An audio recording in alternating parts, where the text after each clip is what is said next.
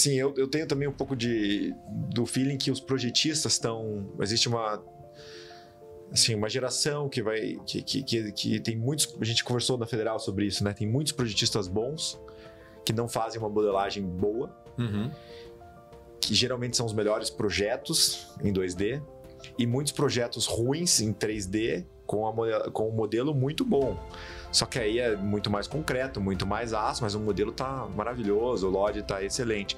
Então, assim, eu acho que um desafio é unir a sabedoria do 2D e da concepção do projeto de maneira, vamos falar assim, eficiente, que é o valor agregado mesmo do projeto, Sim. com a boa modelagem dessa geração nova, que eles têm muito mais velocidade, facilidade com o programa. Então, unir a geração Z com a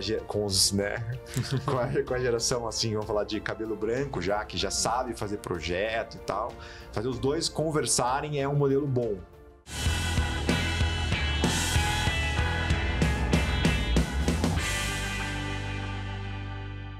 Olá, amigos do Capital Projects Podcast. Eu sou o André Schoma e estou aqui para mais uma conversa aberta sobre os desafios da gestão de projetos de capital. Hoje vamos falar sobre um tema que eu tenho certeza que já passou por várias conversas suas com clientes, com colegas de trabalho, com fornecedores. Vamos falar dos desafios e das oportunidades que nós temos em construir projetos em BIM. E algo que normalmente costuma ser um pouquinho mais difícil do que muita gente vende por aí, não é verdade? Poucas palavras ganharam tanta força dentro do nosso mercado quanto a aplicação do BIM. Mas vamos ser sinceros, né? Em muitos projetos o que a gente enxerga não é bem uma modelagem estruturada, com dados que de fato vão trazer a informação necessária para que você possa trazer mais valor para os seus projetos e integrar com outras práticas como prazo, custo e outros temas. Inclusive já falei bastante aqui no podcast sobre a parte de custos junto com o BIM. Na vida real a gente continua um pouquinho distante em alguns casos. Dificuldade de projetistas de construir modelos robustos, dificuldades da parte dos proprietários de conferir a qualidade e até de estipular parâmetros e requisitos para que o projeto seja desenvolvido. No episódio de hoje a gente vai sair da teoria e falar da prática, como que o BIM pode ser de fato um aliado aí na engenharia do proprietário para projetos complexos. E a gente vai discutir as atuais barreiras e aquilo que funciona. E é com muito prazer que eu recebo aqui no Capital Projects Podcast dois profissionais que trabalham na Stecla Engenharia, a mais nova apoiadora do Capital Projects Podcast e que proporciona que o programa continue e que chegue até você para que a gente possa discutir esses temas tão importantes dentro da nossa área. Então eu tenho o prazer de receber aqui a Fernanda Brocardo Fernandes. Ela é formada em Arquitetura e Urbanismo, especialista em gerenciamento de obras e mestre em gestão da construção. Já atuou como consultora para implantação da metodologia BIM em empresas de arquitetura, engenharia e construção. Foi coordenadora de projetos e Scrum Master na Comissão Regional de Obras 5 do Exército Brasileiro. É membro do Comitê de Disseminação, foi membro do Comitê de Disseminação do BIM no Sistema de Obras Militares. Atualmente é diretora de projetos e inovação na Stecla Engenharia, responsável pela gestão dos contratos com implementação da metodologia BIM ao portfólio de serviços. Fernanda, seja muito bem-vinda ao Capital Projects Podcast. Obrigada, André, pela parceria, né, e possibilidade de compartilhar práticas que fazem diferença na gestão dos projetos da Stecla.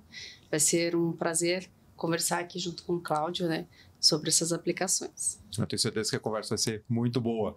E estou aqui também com o Cláudio César Wajowski. Isso aí, Vaidovich. Eu tinha que ter te perguntado antes, né? Não tem problema. É engenheiro civil pela Universidade Federal do Paraná, tem certificação PMP pelo PMI, é mestre em gestão e ambiente construído e especialista em patologias em obras civis. É sócio proprietário da Stecla Engenharia, com mais de 10 anos de experiência em gerenciamento de obras industriais e comerciais. Cláudio, seja muito bem-vindo ao Capital Project Podcast. Valeu, André, muito obrigado. Um prazer e uma honra estar aqui com você. A gente já trabalhou juntos, né, em projetos, depois a gente vai contar um pouquinho mais. E é muito bacana, né, quando a gente pode reunir boas práticas e falar de questões que são vitais na construção para que a gente tenha projetos melhores. Com certeza. Vai ser um prazer conversar um pouquinho sobre isso. Então vamos lá. Para começar, conte um pouquinho para a gente sobre a trajetória da Stecla com o uso do BIM. Como que isso começou a surgir na empresa e como se tornou uma aliada para vocês no processo de gerenciamento. Vamos lá. Bom, o BIM na Stecla começou porque eu estava estudando, né, na Federal do Paraná uma matéria de mestrado com o Sérgio Schir, né, que inclusive depois foi o orientador da Fernanda, né, Nós nos conhecemos lá, inclusive, né, no mestrado da Federal. Então, quando eu tive contato com a possibilidade do uso da tecnologia, eu comecei a estudar um pouco mais e desenvolvi alguns key players da Stecla nessa área e tentei introduzir isso em 2014 na empresa, né? Mas até então, naquele momento tinha muitos desafios, então a gente começou de gota em gota, de entregável a entregável BIM, tentando testar aí essas práticas, né, nos nossos entregáveis como engenharia do proprietário. Bom, desde então a gente foi, vamos falar assim, subindo um step de cada vez, tentando aumentar um pouquinho o LOD, tentando utilizar outras ferramentas, né, para mostrar valor dessa metodologia BIM para os nossos clientes, né? Uhum. E aos poucos também conquistar um pouco de, vamos falar assim, congruência, né, do que a gente estudou com o BIM, com o que a gente já viveu na prática, para ter propriedade para vender essa entrega BIM como uma empresa, né, para o mercado. Bacana. E quando a gente fala, né, em BIM, apesar de não ser um conceito novo, eu também não quero ficar aqui chovendo molhado, boa parte da audiência espero que já conheça bem, mas a gente associa muito ao 3D. Né? Exato. E aí, de vez em quando, a gente pega umas cascas bonitinhas que, no fundo, não tem muita informação lá dentro, né? Falta o I dentro da modelagem. Como é que vocês enxergam isso e como também quebrar uma barreira de que para o proprietário aquela informação é importante? Porque às vezes fica parecendo só que vai ser melhor para a empresa de engenharia e para a construtora, para a montadora, mas eu como owner, o que me interessa é o prédio. Como quebrar essa barreira de que isso vai muito além de um 3D bonitinho? Bom, acho que a gerenciadora ela tem um papel fundamental nessa integração, né, entre todos os envolvidos no processo, e aí mostrar o valor da informação dentro da modelagem, né? Por mais que no primeiro momento o que chama mais atenção são a parte visual, né, os modelos, os vídeos, o que vai trazer resultado mesmo é todo esse processo envolvendo a metodologia, né? Então, além do tridimensional, ter dados para que a gente consiga ter um planejamento mais assertivo do projeto e da obra, uma orçamentação que esteja integrando, né, todos aqueles dados que vieram da etapa de projetos para execução, construção, e toda a continuidade dessas informações no ciclo de vida dessa edificação.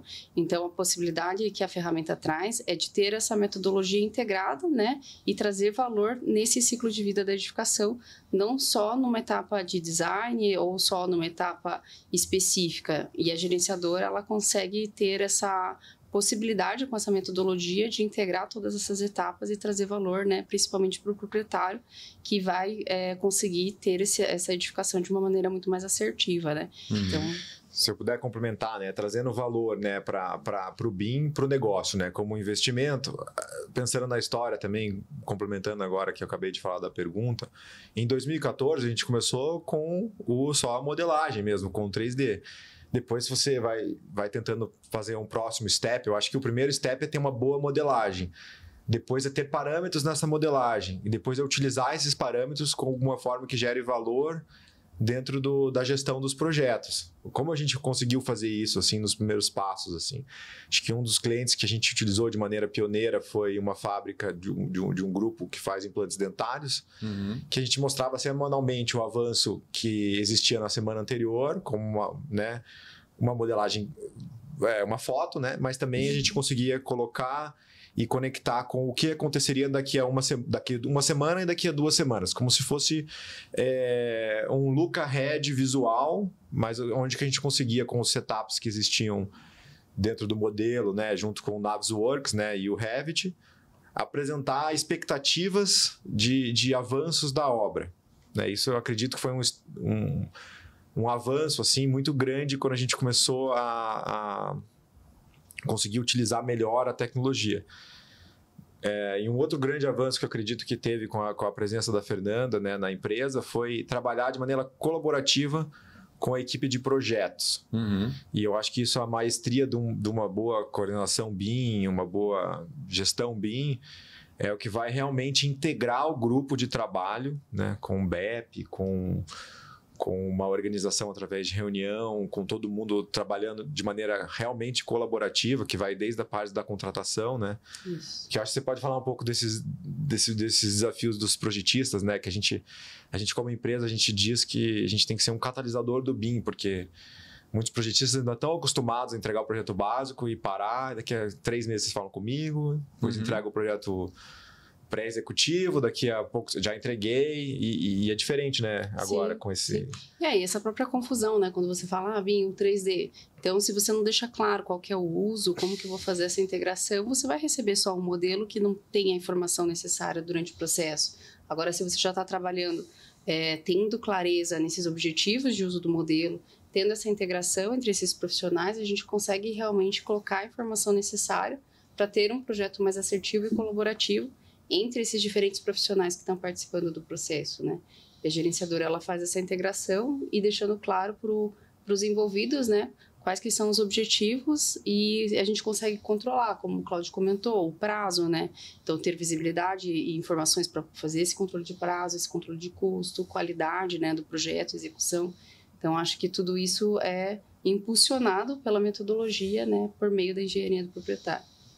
Bacana. Tem alguns pontos que eu vou querer explorar nisso que vocês trouxeram, mas eu lembrei antes de uma outra situação aqui, ainda, vamos ver se vai dar tempo de falar do projeto que a gente trabalhou junto, mas eu lembro que nesse projeto a gente estava com um problema de atraso bem sério, e a gente estava precisando mudar quase que completamente a lógica de execução da obra para liberar algumas frentes críticas e assim tentar recuperar um atraso lá na frente. Então, eu estava tentando antecipar etapas dentro do projeto e estava saindo do sequenciamento que a gente tinha planejado por outras questões, né? Tivemos problemas com o empreiteiro, tivemos problemas de clima E aí o Cláudio lá naquela época já trouxe, falou assim, olha, o projeto, né, naquela época era só, se eu não me engano, acho que era só o 2D que a gente tinha.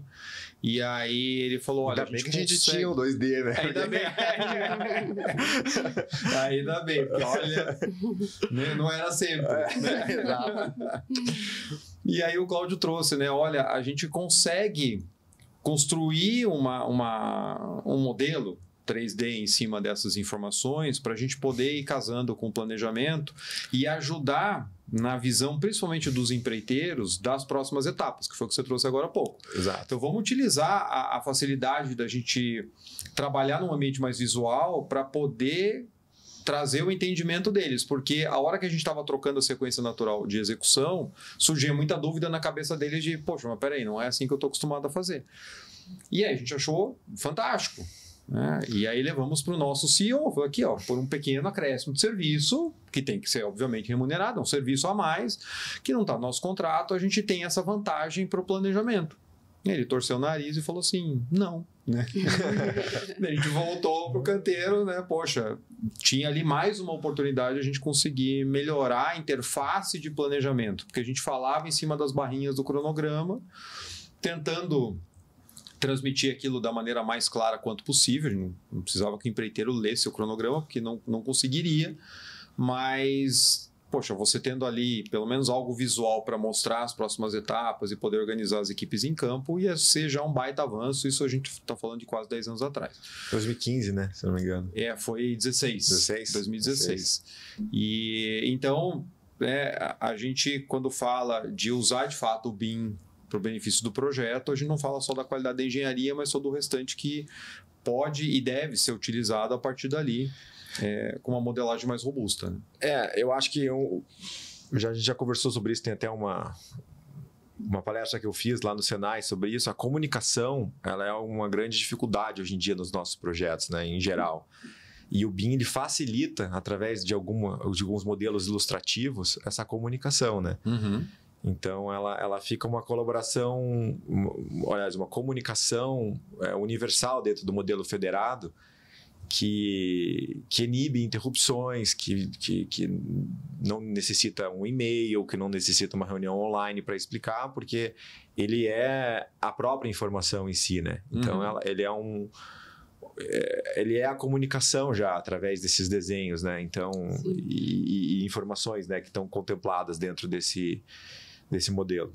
Sim, a digitalização da construção, mesmo para nós profissionais da área, muitas vezes a gente não tem aquela visualização completa, por mais que seja um engenheiro especialista em estrutura. Ele pode ser que não está interpretando o projeto de arquitetura de uma maneira adequada. E com a engenharia digital fica muito mais claro essa integração entre os projetos. E quando a gente leva isso para o canteiro de obras, né, ou para outros stakeholders, a gente estava comentando isso antes, né, Cláudio?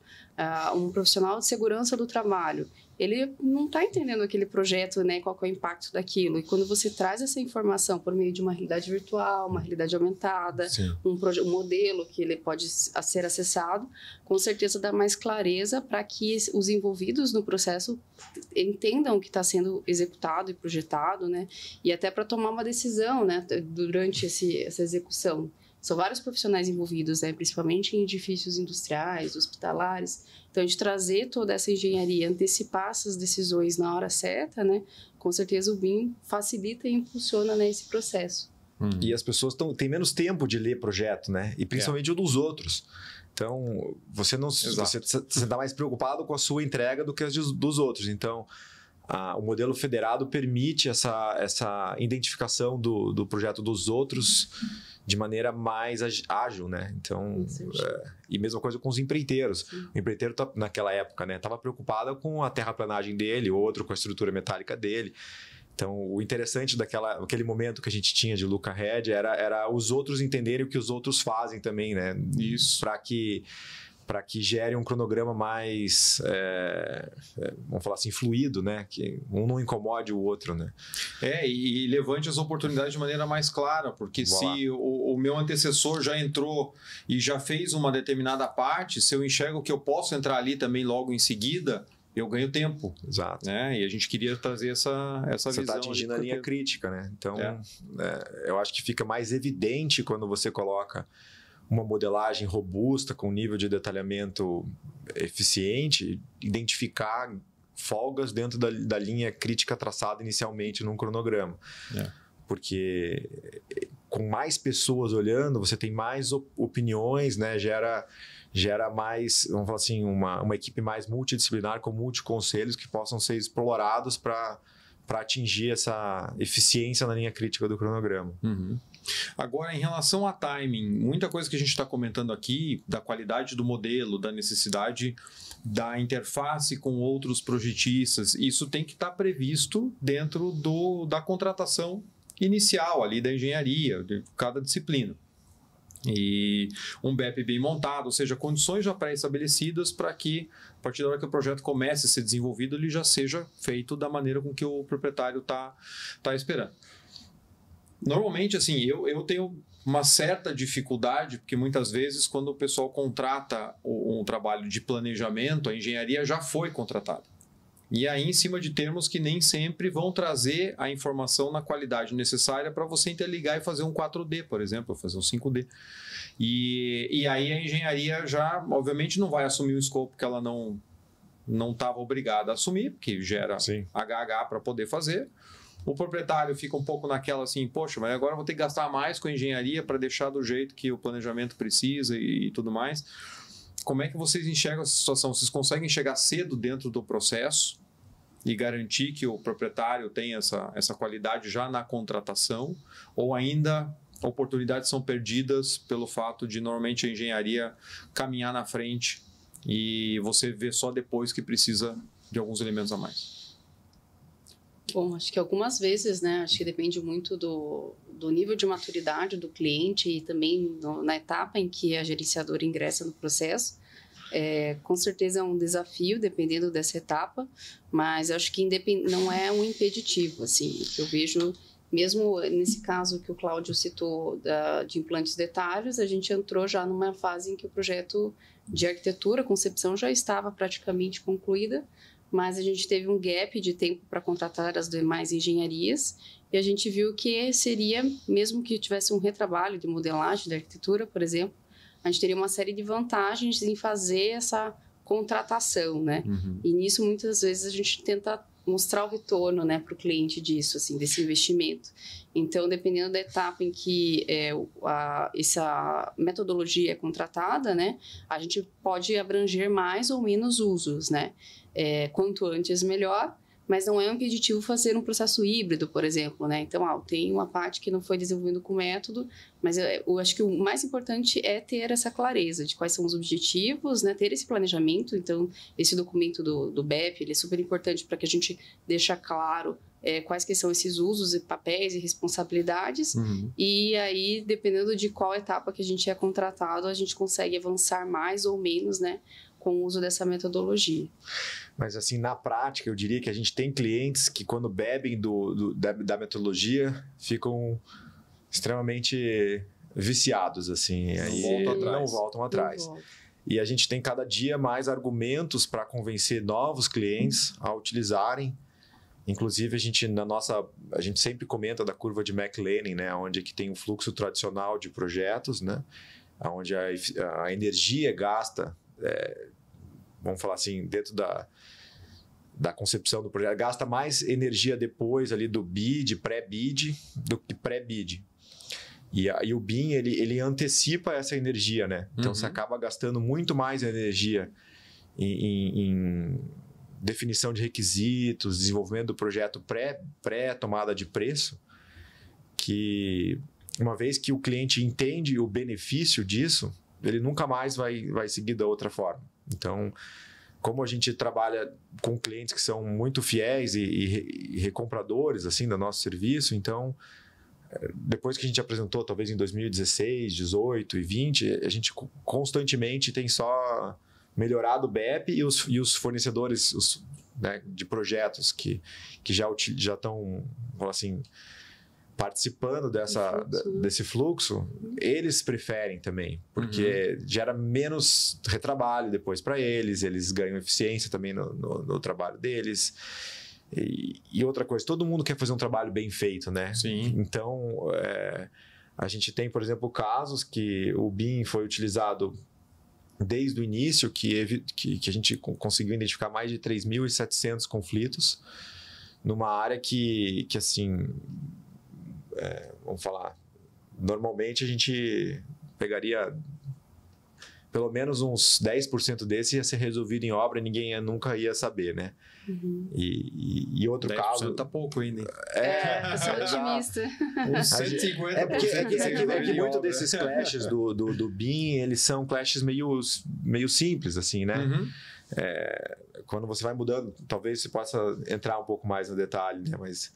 E outros casos que a gente entra depois, né, da contratação, sem BEP, etc., a gente já conseguiu converter, trazendo os fornecedores para a mesa, vamos fazer um BEP que a gente vai ganhar, vamos perder tempo agora, vamos ficar um pouco vermelho agora, mas depois lá na frente a gente fica certamente mais verde, porque é um projeto que vai demorar aí, a gente não trabalha com um projeto simples, né? Então, um projeto hospitalar muitas vezes, então... vale o esforço, né? Ainda mais que hoje em dia a gente já está falando do próximo estágio do BIM, né? Que é o Digital Twin, que é pensar no OPEX. Então, com a entrada da inteligência artificial aí, está mais fácil vender o hoje por causa do amanhã, né? Sim, o valor agregado na fase de operação é muito maior, né? E a gente tem várias informações que podem ser utilizadas nas demais etapas do ciclo de vida da edificação, né? Então, por mais que seja um assunto novidade, já tem muito material que pode ser aproveitado de modelos, de informação para essas outras etapas também. E tecnologias de automação, né, monitoramento que podem ser incorporadas para garantir a eficiência da edificação, dos equipamentos e de toda a infraestrutura que está sendo instalada naquela edificação. Essa é uma frente que, assim, eu particularmente esperava que acelerasse mais, né, em alguns empreendimentos que a gente vê, porque você garantindo um projeto com qualidade desde o início, depois você vai usar aquela informação por décadas dentro do ativo. Exato. Mas ainda me deparo com contratantes olhando, torcendo o nariz para custo, ou muito a visão separação entre obra e operação. Não, entregou o projeto, agora é outra coisa. Mas não, tudo isso, o modelo ele permanece, vai sendo alimentado e você começa a agregar, né, muito mais informação para gestão lá dentro. E acho que a gente ainda perde muita oportunidade. Eu acho que nós, como profissionais da área, a gente tem que trazer a responsabilidade para convencer o contratante, né? Com dados, com argumentos, né? Eu acredito que todos os contratantes eles têm capacidade de entender o benefício se bem explorado e vamos falar assim, apresentado dados, né? Então, nossos clientes estão bem engajados nisso. A gente já está com alguns projetos já na manga aí de Digital Twin. Nossa equipe já está focada nisso agora. Fazer o BIM já pensando no OPEX. Então, eu quero até quem está nos assistindo aí, mande uma mensagem. Se é mais fácil convencer o proprietário ou é mais fácil convencer o pessoal de suprimentos. Muita ideia boa morre no desespero pelo custo mais baixo. Com a vantagem, com a visão de que se eu economizar 5% agora, eu estou batendo a minha meta e estou cumprindo com o objetivo da empresa.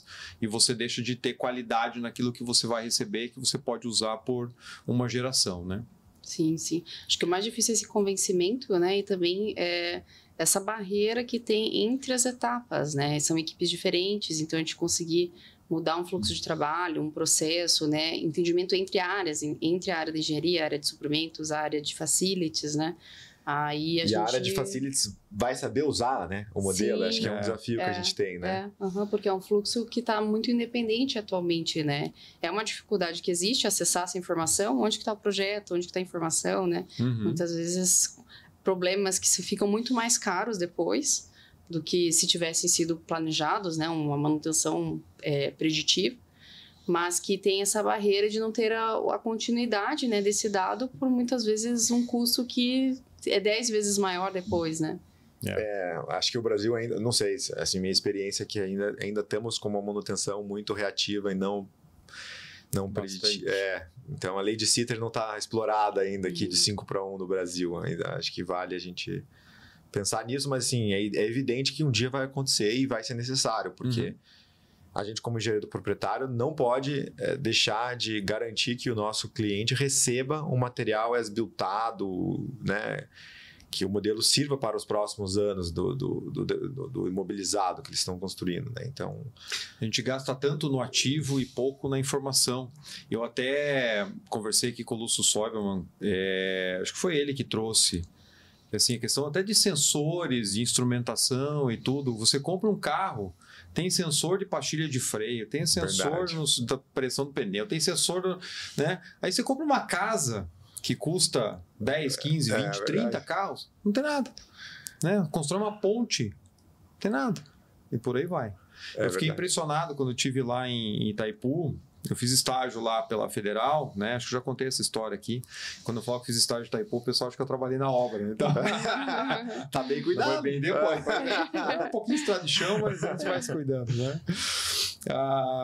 Foi na época que eu entrei na Federal e aí eles tinham um convênio. Eu fui para lá, passei um mês lá com o pessoal da engenharia, era um grupo grande da Federal, e a gente rodava a barragem de cima a baixo o dia inteiro fazendo medição de instrumentação.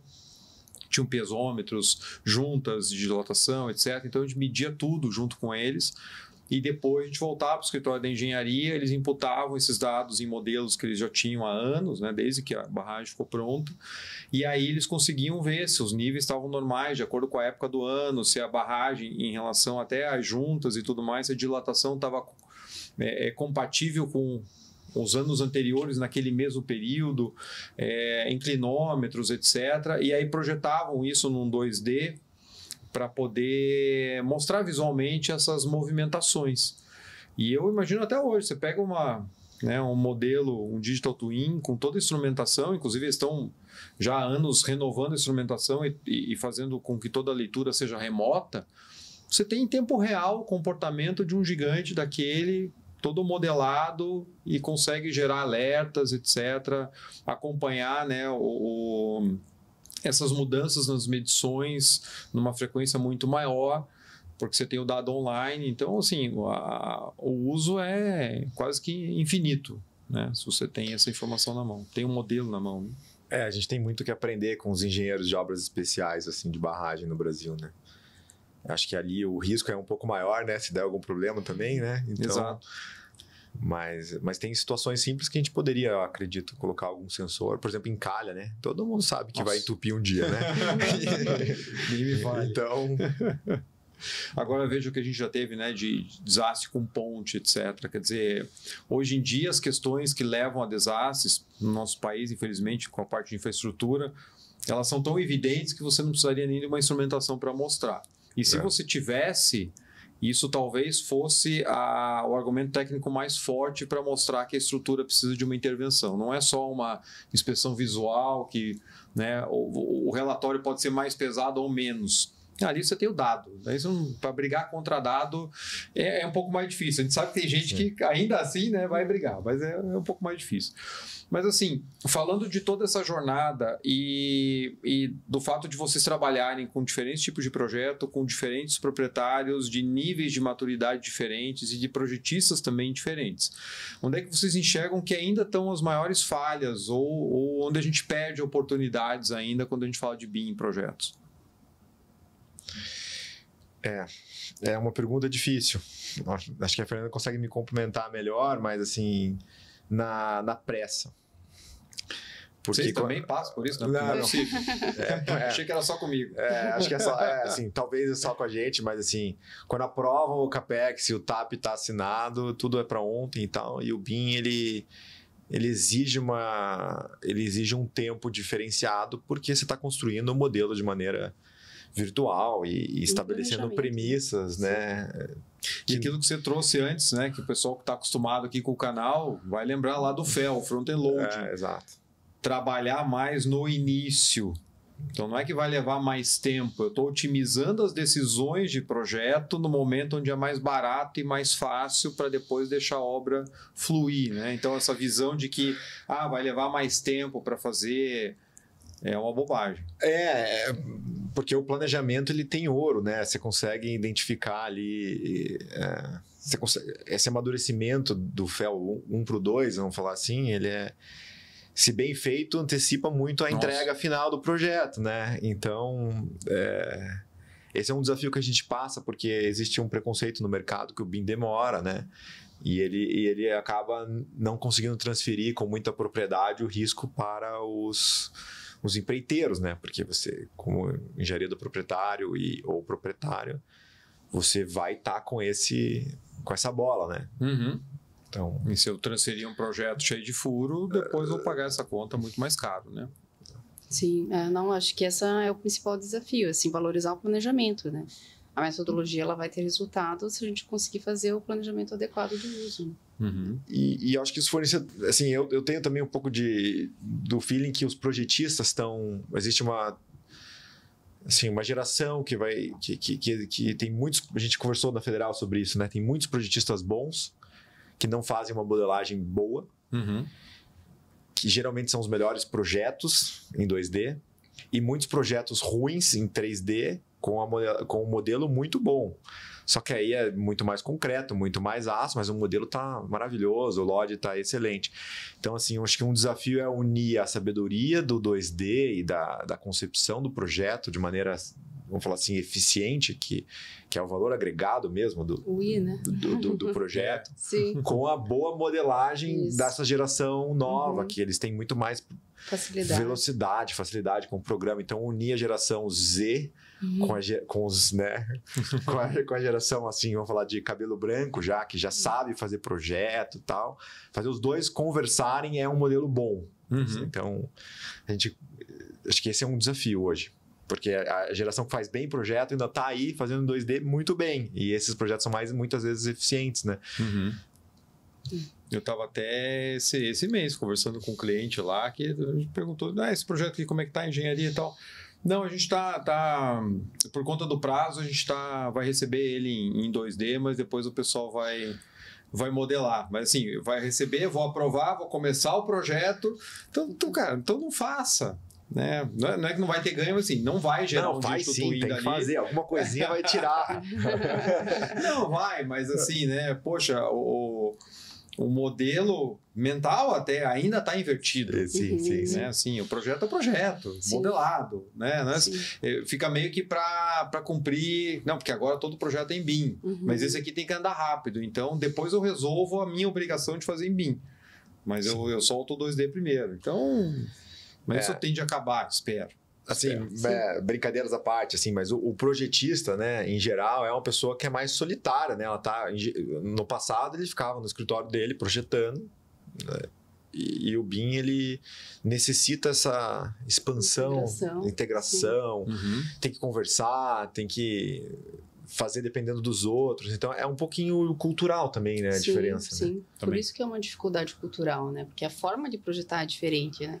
Como você falou, o 2D é uma consequência do modelo, né? Então, se já está sendo feito, não vai fazer diferença, né? Vai ser uma extração daquele dado. Mas isso envolve uma mudança projetual da forma como é elaborado e é integrado com as outras disciplinas. Então, é muito mais fácil resolver minha parte e entregar do que eu já estar tomando decisões e resolvendo problemas que muitas vezes vão ser resolvidos só lá no canteiro de obras, né? Então, por isso que muda um pouco a forma. E aí é um valor mais investido no começo, mas que não necessariamente vai trazer mais tempo para o projeto, né? Então é essa mudança que a gente precisa. Tô pensando aqui quando você falava, pensei num case aqui numa obra, né? Um desafio é que o projetista ele está acostumado a entregar e ir embora, ir para o próximo projeto. Pelo valor mesmo que o mercado dá para ele, para isso, né? Exato. Talvez não estou falando que ele está errado, mas... E o BIM incomoda, porque... Ele pede uma outra revisão, ele pede mais um ajuste aqui, fala, cara, o ar-condicionado foi melhor ir para lá, então você vai ter que mudar um cantinho para cá. Então, existe muito mais necessidade de pegar o projeto e mexer um pouquinho. Então, essa quantidade de vezes que existem interrupções no desenvolvimento do projeto e comunicação gera maior custo mesmo para o projetista, né? A gente vai falar um pouquinho de ROI, talvez, uma hora, né? E custos, mas gasta mais hora homem mesmo. Então, por causa disso. Tem que ser valorizado, né? Tem que ser valorizado. O projetista, ele precisa ser valorizado, porque projeto barato, né? Geralmente é obra cara, né? Então, isso a gente tem visto muito, assim, infelizmente, o projeto de engenharia está praticamente virando commodity. Muitos proprietários, contratantes, achando que na empresa A com empresa B, projeto a projeto, quanto mais barato economizar aqui, né, melhor. E chega até casos até absurdos de se ver empresas discutindo tirar o projeto conceitual do desenvolvimento. Assim, não, já vai por básico direto, né? Às vezes o CAPEX não está aprovado também, aí querem investir muito pouquinho, porque não está com o PEP aberto, ou não está com o centro de custo aberto, né? Então... Aí vai, né? E aí você pega as fases onde você tem a maior chance de otimizar o projeto e trazer ganho, e você corta, porque não, isso aqui Ou então, né, outros casos que eu vi é o seguinte, não, é que o básico muda tanto o conceito que eu já vou direto para o básico. Então, peraí, então você não está estudando conceito direito, está atropelando o projeto, coisa que ninguém faz, né? Então, você começa a deixar de ver o valor real da engenharia, como você falou, projeto barato, obra cara. E vai, não, que eu preciso do executivo para botar a empreiteira na obra, então é isso que eu quero. Se eu ainda tenho que fazer o básico para chegar no executivo, então eu vou fazer, mas o meu objetivo é a obra. E a gente vai perdendo essas oportunidades no meio do caminho. Eu sei que você está curtindo esse episódio e ele só é possível graças ao apoio da Stecla Engenharia. A Stecla Engenharia é uma gerenciadora de projetos e obras com atuação nesse segmento há mais de 25 anos. Atua na área de engenharia do proprietário, desde a elaboração do projeto até a execução e conclusão da obra. A Stecla impulsiona empreendimentos com senso de dono e com uma equipe multigeracional altamente adaptável e ágil, que é capaz de trazer inovação e qualidade para todos os tipos de projeto. Conheça mais sobre Stecla Engenharia clicando no link que está na descrição desse episódio. Agora bora lá voltar para a nossa conversa?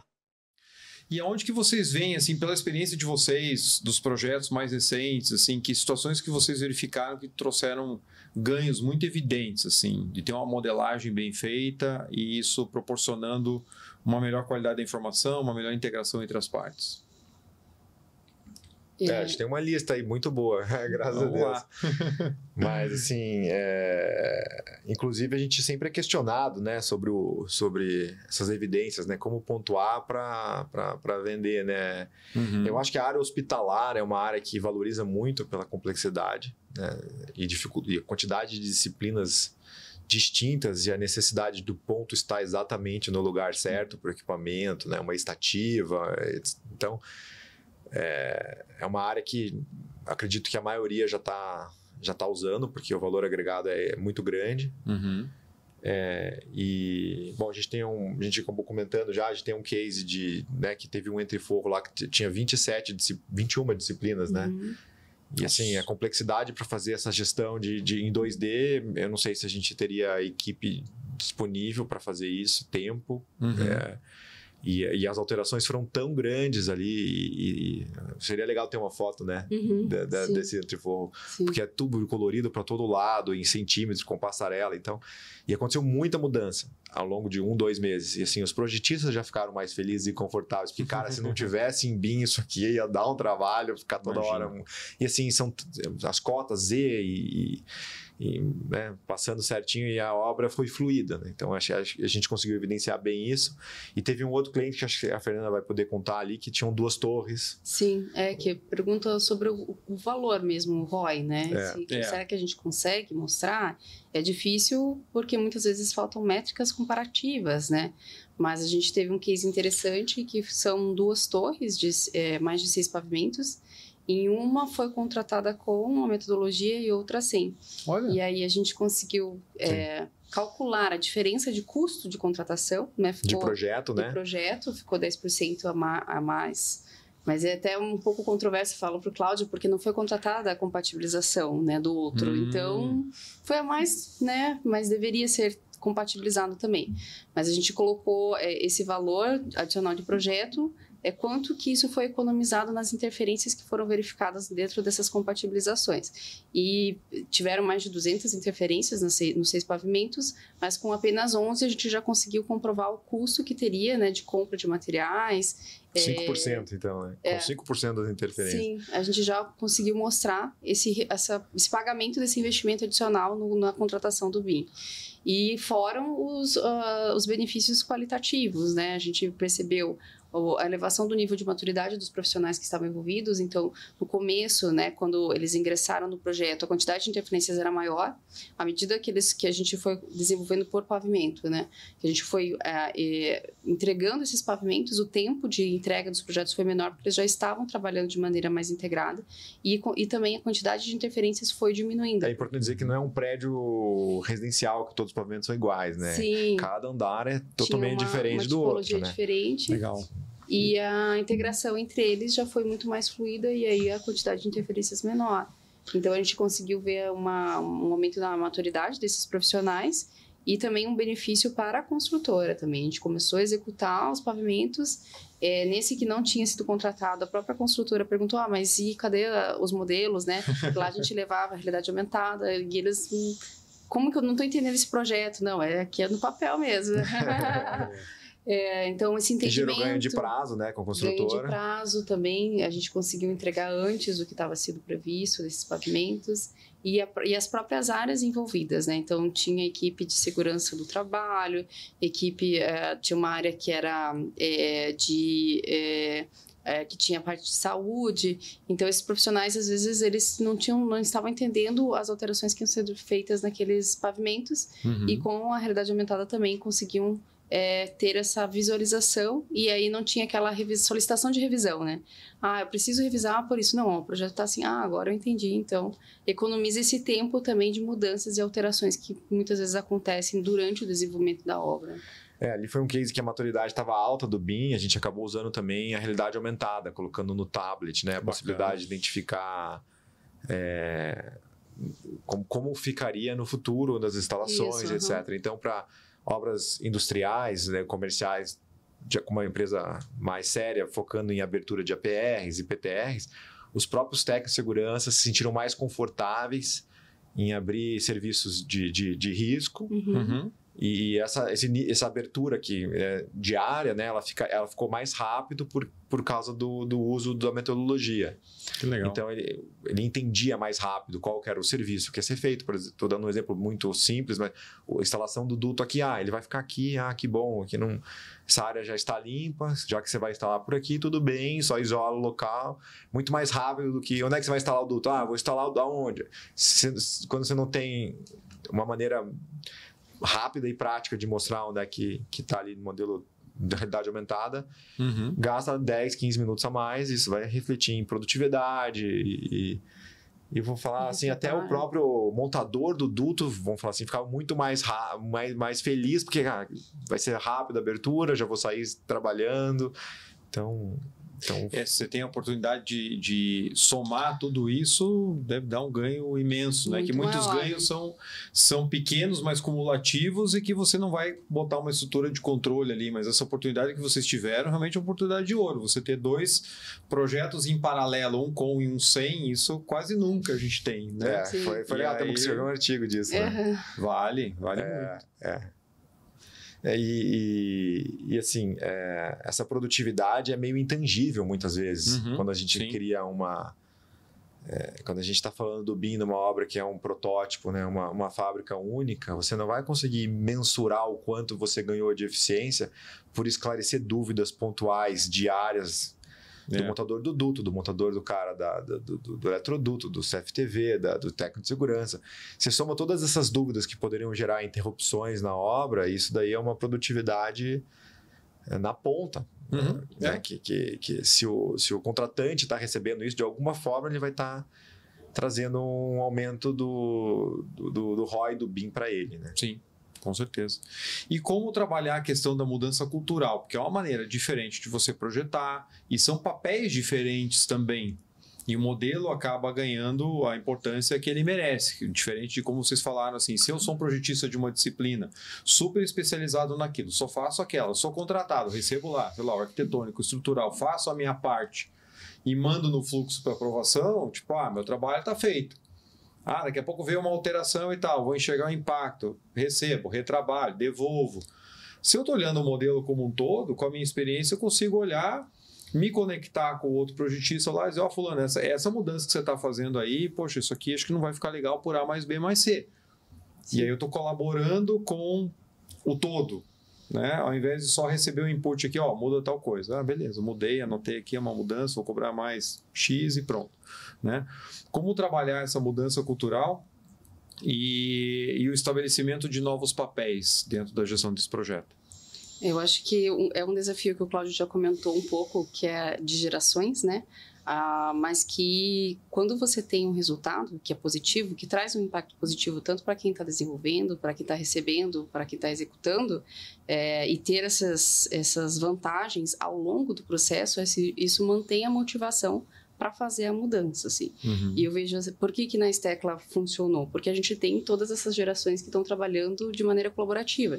Então, temos engenheiros que há anos trabalham em obra, orçamentistas, que trazem esses pontos que são críticos para que sejam analisados, né? E os profissionais da nova geração já conseguindo colocar essa modelagem para rodar e fazer toda essa integração.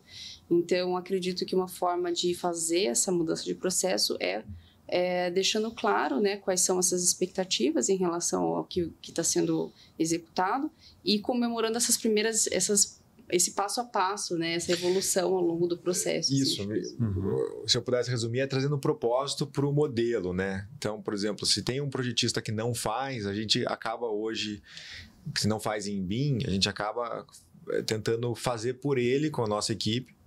Se for uma coisa pontual, por exemplo, um projeto específico, especial, que ele não está acostumado. E depois que ele viu, ele entende que ele pode fazer sozinho. Então, o importante é não deixar de tentar, né? E também, eu acredito que não deixar de valorizar os projetistas que são eficientes nas áreas por não fazerem isso. É tentar unir, tentar usar as gerações de uma maneira que seja positiva para o projeto, né? Pensar no bem comum no final do dia.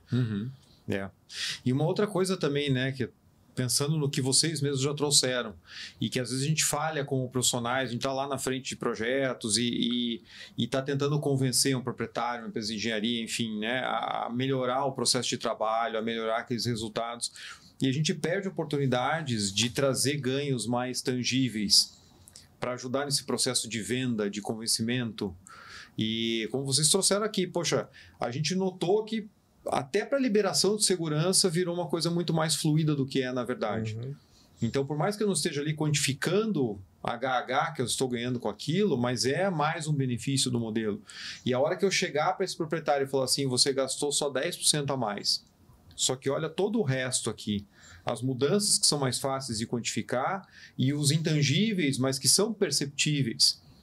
E aí você consegue trazer elementos para te ajudar nesse processo. A gente acaba perdendo muita oportunidade por, às vezes, estar tão focado nas pendências que a gente tem para resolver e não olhar com a visão de negócio. Então, isso fica até como dica para o nosso ouvinte aqui, o nosso espectador, né? Busca essas oportunidades, porque a gente sofre tanto em conseguir vender os benefícios de uma boa gestão de projetos que a gente acaba deixando passar muita coisa. Eu estou lembrando de uma conversa que eu tive um a um com o Erasmo. Lembra do Erasmo? Sim, sim. Então, ele é um cara muito eficiente, só que ele não vende o peixe muitas vezes, né? Uhum. Eu acho que a gente tem que ter a capacidade de falar depois o que aconteceu do BIM, porque assim, o projeto por si só ele é único, né? Muitas vezes. Então, a gente, quando acaba entregando o projeto, a gente não se preocupa em valorizar as ações que nós tivemos por um bom planejamento em BIM, por exemplo. Então, eu acho que é uma lição de casa para todos nós, como engenheiro, antes de fechar lições aprendidas, é colocar também o que agregou de valor, né? O que trouxe de resultado tangível, mas também os intangíveis, né? Que a gente perceber quando usa o BIM. Então, tem que tentar vender o peixe, né? No final, parabéns por você ter investido 10% a mais em BIM. Olha o tanto de coisa que a gente conseguiu junto, né? Olha como foi boa a tua decisão lá atrás. Acho que como engenheiros, assim, né? é mais difícil a gente fazer isso, né? Sim. Eu tô mais à frente do comercial, para mim fica mais fácil, mas quem tá na prática ali no dia a dia tá mais preocupado em apertar o play e funcionar a máquina. E tá 500 outras coisas para resolver mais, né? Exato. Eu tava agora, nessa semana, num evento do PMI, que é o Executive Roundtable, que eles chamam executivos de diferentes empresas e de indústrias diferentes para discussões sobre questões que pegam na gestão de projetos, como avançar e como fortalecer. E dentro dos 4 temas principais que foram discutidos em 2 dias lá em Guarulhos, estavam em como vender o valor do PMO e como vender o valor das práticas de gestão de projetos, como gerente de projetos e como escritório de projetos. Porque sempre foi e vai continuar sendo uma dificuldade em toda a organização você conseguir mostrar que as boas práticas valem a pena, porque quem toma a decisão está preocupado com o ROI que vocês comentaram aqui. Né? Então, você não tem a possibilidade de falar o projeto sem e com, né? Boas práticas e sem boas práticas. Você não consegue comparar. Você não vai fazer 2 exatamente iguais em modos diferentes. Né? E um dos pontos que a gente comentou foi justamente esse que apareceu ali. Inclusive, tinha um líder de toda a América Latina. A gente, muitas vezes, a gente está tão preocupado pela nossa rotina, pela correria, pela falta de recursos, em poder mover as tarefas para frente, do que olhar sob uma ótica de negócio e trazer mais os benefícios de maneira mais clara. E aí, para o tomador de decisão, se isso não chega para ele, é um custo que quando o mercado está bom eu mantenho e quando o mercado está ruim eu desligo. E aí a empresa volta casas atrás no nível de maturidade. Aí quando precisa de novo, é toda uma curva, né, de aprendizado. Então, a gente, né, precisa aproveitar melhor essas oportunidades para poder valorizar as práticas que valem a pena. Vocês ainda se deparam com projetos em 2D que precisam ser compatibilizados nos projetos que vocês pegam? Como faziam lá os maias e os astecas? Bom, sim. A gente ainda se depara e é uma decisão estratégica que a gente teve na empresa não usar, né? Como prática, usar o 2D. Então, a gente tem hoje o departamento da Fernanda, que é Projetos e Inovação, mas a nossa estratégia de longo prazo é que sempre 100% do tempo BIM e 100% do tempo com essa mesma metodologia colaborativa. Então, quando a gente se depara, eu e a Fernanda temos que se unir como comercial e ir lá bater na porta do patrocinador do projeto e tentar vender. A gente tem conseguido sucesso nisso por causa dos dados que a gente tem apresentado. E mesmo quando ele não financia, vamos falar assim, a gente de alguma maneira a gente usa porque a gente não tem mais a capacidade de fazer essa compatibilização em 2D. De forma diferente, né? De forma que vai prejudicar o trabalho da gestão. Vai prejudicar o trabalho da gestão. Ou eu gasto mais energia antes ali para resolver, ou eu vou ter que gastar lá na ponta, que vai me gerar muito conflito. Então a gente acaba tendo que internalizar isso, mas daí com um nível de maturidade BIM muito menor, né? Focado em clash e compatibilização, talvez. Sim. Mas, assim, existe muito ainda em 2D. Acho que ainda temos boas oportunidades, né? Eu acho que a gente tem que unir as gerações, porque senão a gente vai ter Tem um gap muito grande na hora que a turma toda se aposentar, né? Isso. Eu me deparo com essa dificuldade cultural em alguns momentos. Tem empresas que conseguem unir os dois, mas muitos 2D tem uma qualidade de memória de cálculo, de definições de premissas, assim, extremamente boa. E a concepção do projeto continua sendo uma etapa importante, isso, né? Isso. Só que você pode potencializar tanta coisa a partir dali, utilizando aquilo que a tecnologia nos traz de maior facilidade e para por ali. E às vezes vira uma barreira para quem vem depois, para as outras disciplinas, né? Isso. De não conseguirem estar no mesmo nível pelo fato de não ser um modelo não estar integrado, né? Não existir um modelo. Mas eu tenho mais, assim, a gente tem mais problema com 2D com projeto ineficiente, 3D com projeto ineficiente, do que um 2D que não virou modelo.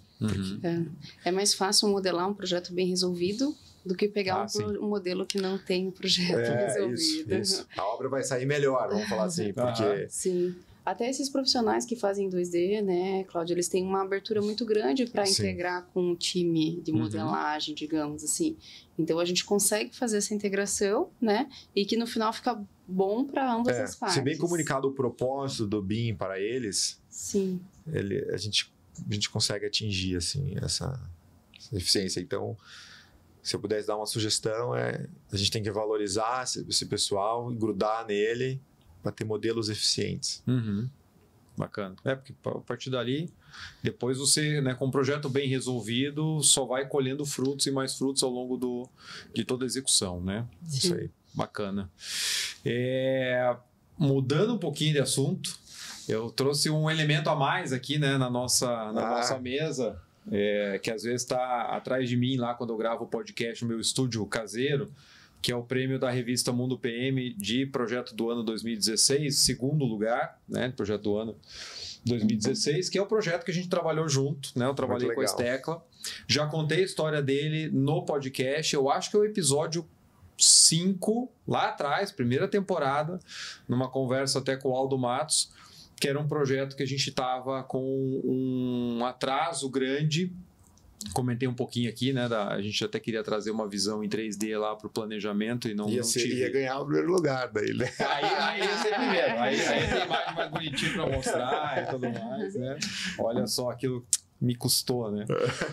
Mas a gente estava com um problema muito sério de prazo, um cliente com um contrato muito punitivo para a gente, no caso de atraso. E a gente, né, cogitava alternativas ali o tempo todo, e a gente passou períodos bem difíceis assim dentro daquele projeto. E a gente conseguiu virar o jogo. E com uma equipe muito bem integrada, com um trabalho de planejamento muito bem feito, e a gente vinha aos poucos na unha puxando o cronograma de volta através da mudança na lógica de execução, na tentativa de antecipação de tarefas críticas futuras daquilo que a gente podia fazer, obviamente, né?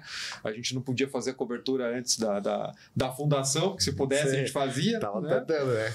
Mas, e quem estava responsável, né, pelo planejamento da obra era o Cláudio e o time dele. E a gente passou, né, alguns desesperos juntos lá, afundando na lama, literalmente, e a gente foi aos poucos virando o jogo. E tem uma história, como eu falei, que eu já contei lá no começo do canal, muita gente chegou depois aqui, não deve ter passado lá pelo episódio, eu acho que é o 5, e foi um belíssimo trabalho em equipe, onde a gente conseguiu a colaboração, aí não em torno do projeto, mas em torno do planejamento. E a gente conseguiu integrar as contratadas, mesmo com a dificuldade de interface, e o trabalho aos pouquinhos ele veio, né, pagando os seus frutos, e no final das contas a gente terminou o projeto com 25% de adiantamento no cronograma, coisa que eu nunca mais... Né? Acho que 2 meses. 2 meses, o cliente ganhou aluguel mais cedo. Isso daí foi interessante. Eu lembro que o meu contrato se encerrou um mês antes, sem aditivo, né? A gente devolveu o dinheiro pro cliente. Tive uma penalidade de fazer projeto. Eu tava esperando ganhar bônus, né? Mas foi muito legal. Não sei se eu tinha recém saído do mestrado, a gente usou a metodologia do Luca Red, né? E uma coisa que a gente comentou hoje antes do podcast, o legal ali é que a equipe estava com uma sinergia boa, né? Que eu acho que é o principal ponto de um projeto bem planejado e bem sucedido, é que tinha um café da manhã patrocinado, né, pela contratante, e todos os empreiteiros estavam dispostos a buscar, né, uma alternativa para o bem comum ali. Então a comunicação foi bem fluida, a equipe ficou bem engajada e feliz quando buscava 1, 2 dias, né? A gente... foi uma honra participar lá, aprendi muito com você, André, naquele momento. Foi o que me inspirou também a tirar a certificação, né? Ah, legal. Porque você falava umas palavras diferentes, aí depois... Fala difícil dentro do canteiro, não dá muito certo. Mitigação de risco, vamos fazer a matriz de risco. Então, foi interessante, foi bem legal mesmo. E eu lembro que a gente focava muito em linha crítica. Todo dia era linha crítica. Quanto que a gente tem de folga...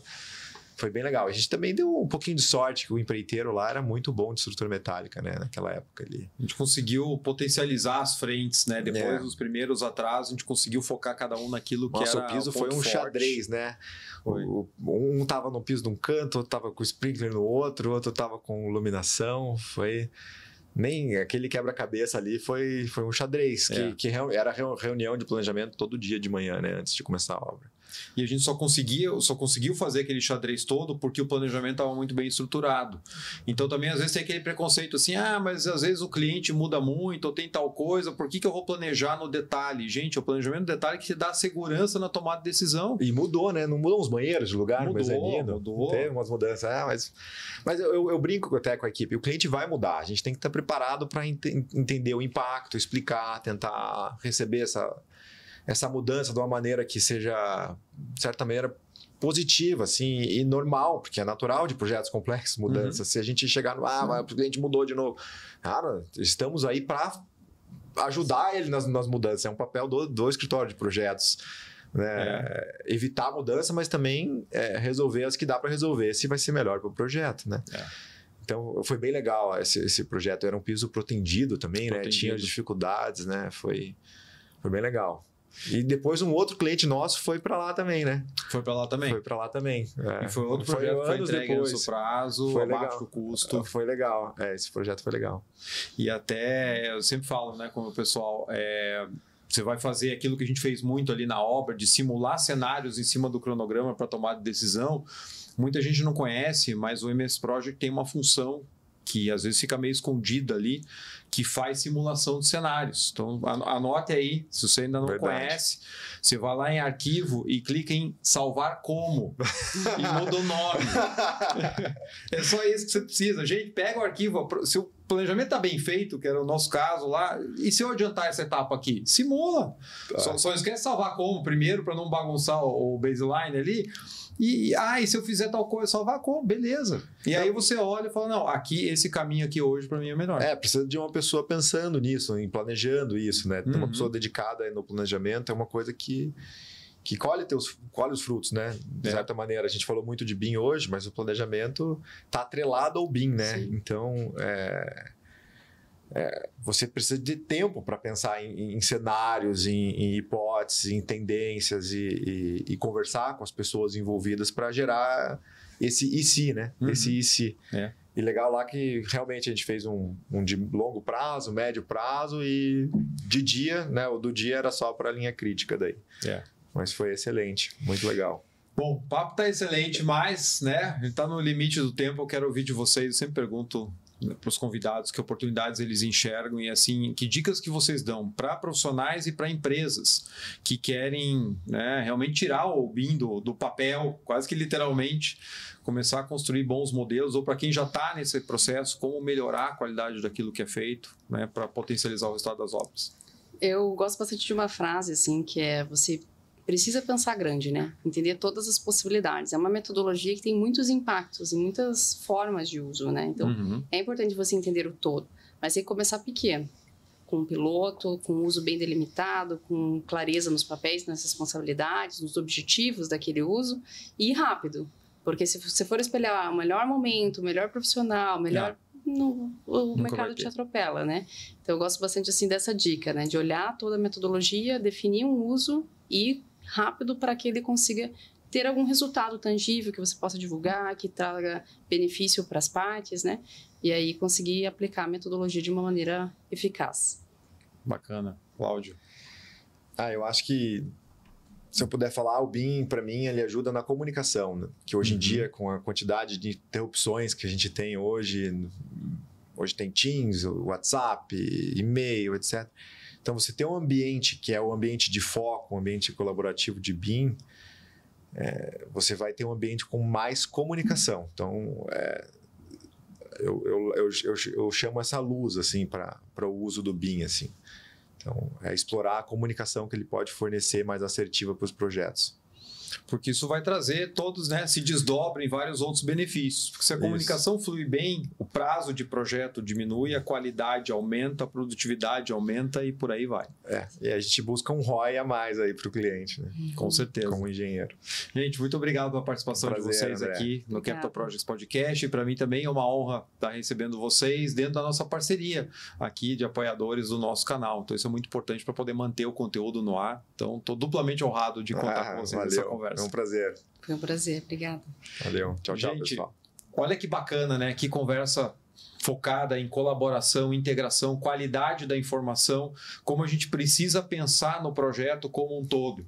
Não é a engenharia é aqui, suprimentos é lá, projeto né, execução é no canteiro e a operação é com outro time. A gente começa a conceber o ativo de maneira integrada e essa informação vai perpetuar lá na fase de operação, se a gente conseguir colher todos os frutos e todos os benefícios que o BIM consegue trazer para nós. Então, tenho certeza que você gostou aqui desse papo. Não esqueça de deixar seus comentários e compartilhar esse conteúdo com outros profissionais também da sua rede, que isso ajuda demais. Lembrando que esse podcast tem o apoio da Steckler Engenharia e que pode te apoiar aí também no seu próximo projeto. Eu quero deixar aqui também um agradecimento especial a todos os membros que contribuem mensalmente lá no Catarse para que o programa continue. Então, espero vocês no próximo episódio aqui dentro do Capital Projects Podcast daqui a 2 semanas. Vamos juntos?